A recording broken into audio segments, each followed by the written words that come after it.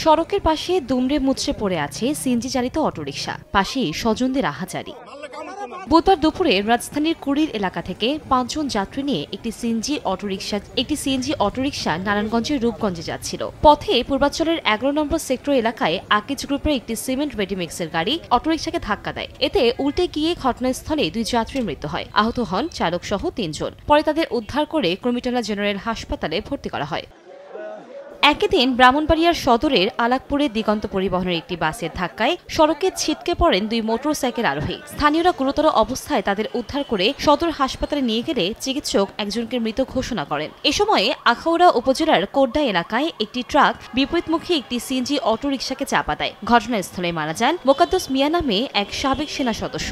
দুটি ঘটনাতেই আইনগত ব্যবস্থা নেওয়ার কথা জানিয়েছে পুলিশ।